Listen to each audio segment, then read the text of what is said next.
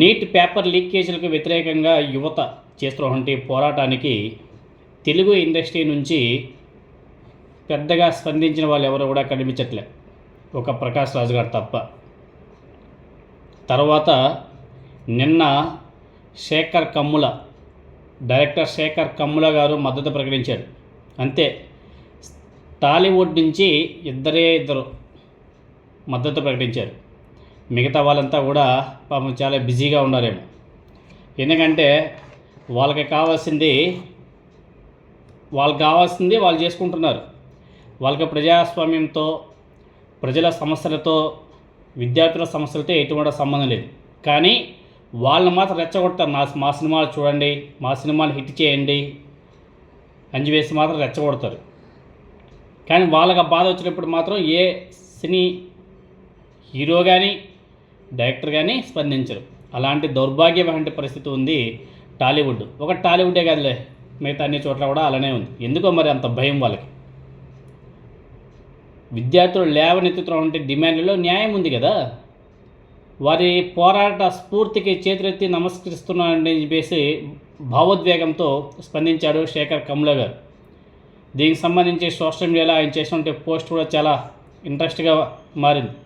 Neat పేపర్కు బాధ్యత వహిస్తూ కేంద్ర విద్యాశాఖ మంత్రి రాజీనామా చేయాలని, పేపర్ లీక్ కారణంగా ఆత్మహత్య చేసుకున్న విద్యార్థుల కుటుంబాలకు పరిహారం అందించాలని, భవిష్యత్తులో ఇలాంటి ఘటనలు పునరావృతం కాకుండా ప్రభుత్వం గట్టి భరోసా ఇవ్వాలని చెప్పేసి విద్యార్థులు చేస్తున్నటువంటి డిమాండ్లను శేఖర్ కమ్ముల గారు ప్రస్తావిస్తూ, విద్యార్థులు కోరుతున్న కోరికలేవి గొంతెమ్మ కోరికలు కావు.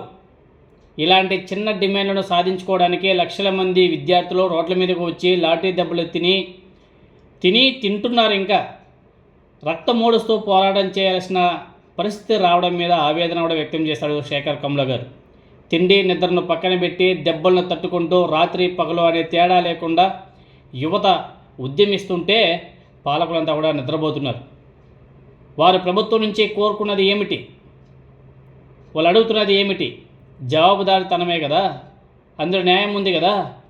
అందుకే వాళ్ళ మీద లాఠీ చార్జ్ చేసి, వాళ్ళ మీద రకరకాల ఇబ్బందులు గురి చేసి, వాళ్ళ మీద అంతా కూడా ఎఫ్ఐఆర్లు కడతారా అని చెప్పేసి శేఖర్ కమ్ముల గారు చాలా సీరియస్గా ప్రశ్నించడం జరిగింది. విద్యార్థుల గొంతును ప్రభుత్వం వినాలి.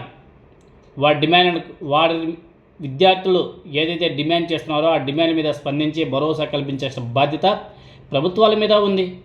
యువతలో కనిపిస్తున్నటువంటి పోరాట స్ఫూర్తిని అణచివేయడం మంచిది కాదు. అలా కాకుండా వాళ్ళని గెలిపించాలి. మన పిల్లలు గెలిస్తే దేశం గెలిచినట్టు, మన పిల్లలు గెలిస్తే మనం బతికినట్టు, ప్రజలు గెలిస్తే ప్రభుత్వాలు గెలిచినట్టు అని చెప్పేసి శేఖర్ కమ్ముల గారు తన పోస్ట్లో కూడా పేర్కొనడం జరిగింది.